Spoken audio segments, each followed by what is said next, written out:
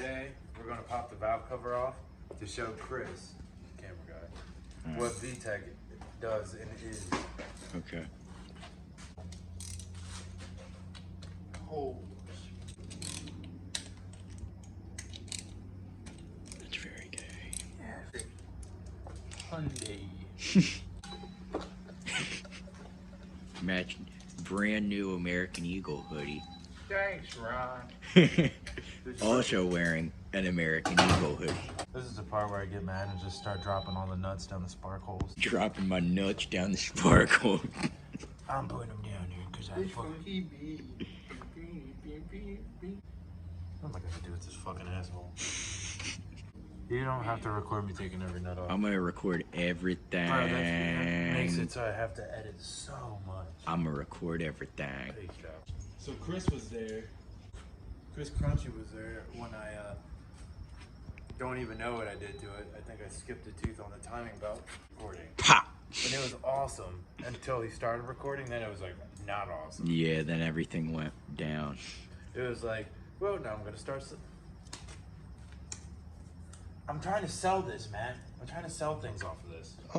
All right, everything is now removed. Now we must. What the fuck? Whoa! Whoa. Ron technique, hit things.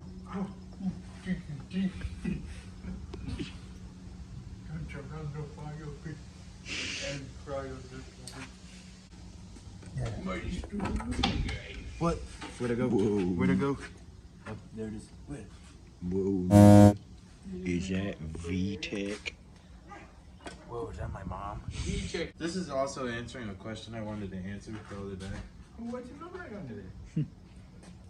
Whoa.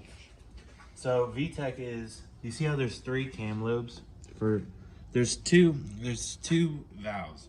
You have the, let's see, this is the intake side. So one of them is the primary and one's the secondary and one's the VTEC lobe.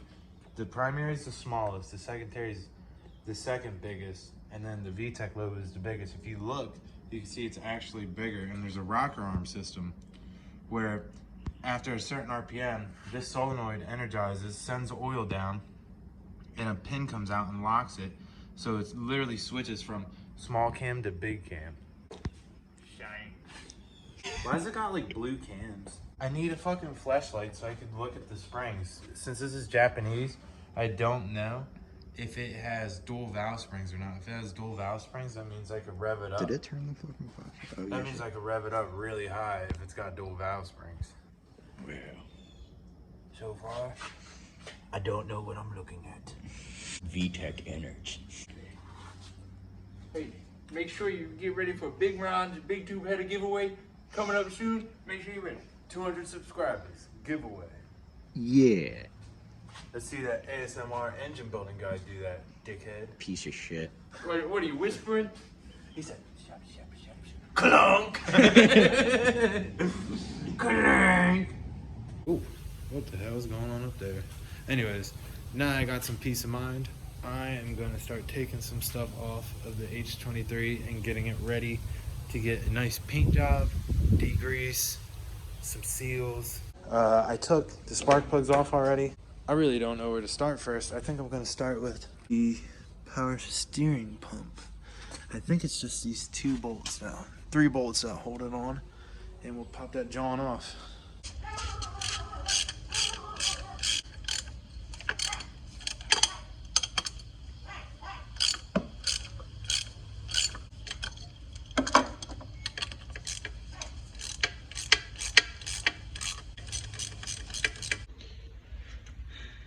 Dude, this thing literally weighs, no joke, I want to say this weighs about 12.5 to 15 pounds. The thing about deleting power steering is, on top of deleting this and all the lines that run through that car, you got to take in the fluid weight as well, because the fluid does have a weight to it. Yeah. Well, that's off now. On to the next thing. Intake, AC, alternator. I only want to take that off so I can paint it, because this looks horrible. Absolutely fucking awful. Yo, look at this. What a dickhead bolt. Who in the dickhead does that? I guess I should take the alternator off first so I can paint it. Man, this thing is ugly. But we got the alternator off. So now we expose this bolt. We got this one. And now we can get to this little dickhead right here. It's probably another one somewhere else. Yo, look, Kahan. Them MFs make carburetors for H6s.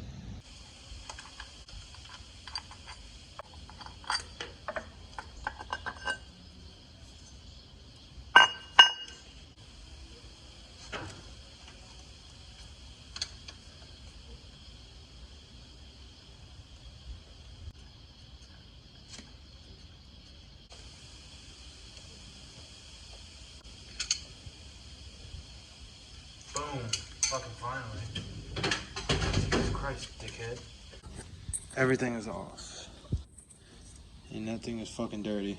So I guess we'll tackle the intake and close this MF out. See, this motherfucker look good like this. Just imagine, like, you know, some fancy shit going on the front. This bitch a nice gray. Joe not being a racist little fucking Pomeranian. I think I'm gonna start first with unplugging all the injectors and whatever else from the bottom, because there seems to be a lot of shite. Yo, no cap. This is the most annoying shit ever. But, like, you know what? It's gotta get done. So, this is a pretty fresh ass intake. No cap. So, hopefully when I get it off, it's nice. Nice. So, it looks like the bolts are a bitch and a half to get to, bro. I don't even know what's on the bottom of this motherfucker. I don't even know how to take this joint off. I don't even know what's connected to this hoe. Damn. Why how I gotta be like this? I swear to God, if I gotta take this off, I'm gonna be pissed. I'm gonna be one pissed motherfucker, let me tell you. All right, let me stop. Let me clear my throat. If you know that bar, just let me know. Damn, there is motherfuckers on the bottom of this hoe. Oh, man. Oh, man, what a dickhead. What a dickhead. Dickhead. Hey, dickhead, stop it. How do I get to those dickheads? Through the bottom? I don't know. I don't feel like laying on the ground, though. Harness is almost off, so that's a good thing. Just unplug and hope. Unplug and hope. This is it. Oh, yeah. We're gonna hit all them little bolty boys that are hidden under the intacular, spectacular, intacular. Look at that. Look at that. We are on there, boy. Man, this fucking sucks. Fuck all this evap shit, though. All right, so I got a couple more left to do. I got to do this one on this side. Down there, you can't see it past the EGR, but it's down there. Got to do that, and then I cracked all the top ones. And once those are all off, I could just do that bitch right off. So, like, if you get that reference, you know. All right, the next time you see this stock piece of shit will be off. I found the perfect wrench to get this last bolt, this fucking dickhead. Just like Joe, the fucking racist Pomeranian. Fuck that dickhead ass intake. And now, everything is free. For sale, hit me up. So it looks like we only have 2 broken sensors, one off the VTEC solenoid, and whatever this one is back here that I gotta replace. And that's really it. Look at all that horsepower.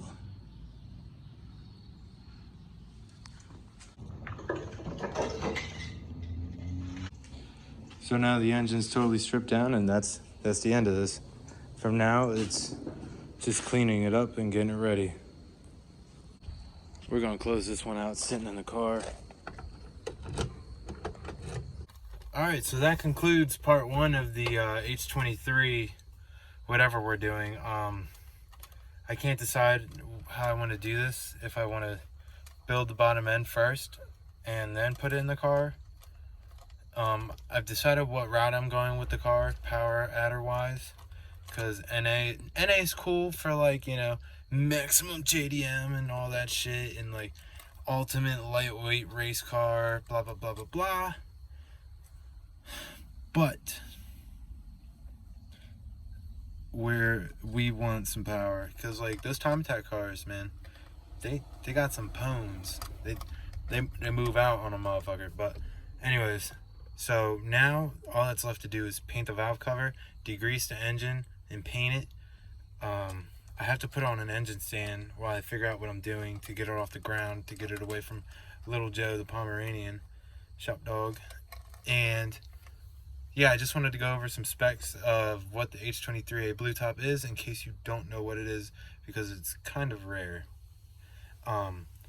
It came out of Automatic Accords in Japan. It's a stroker H22.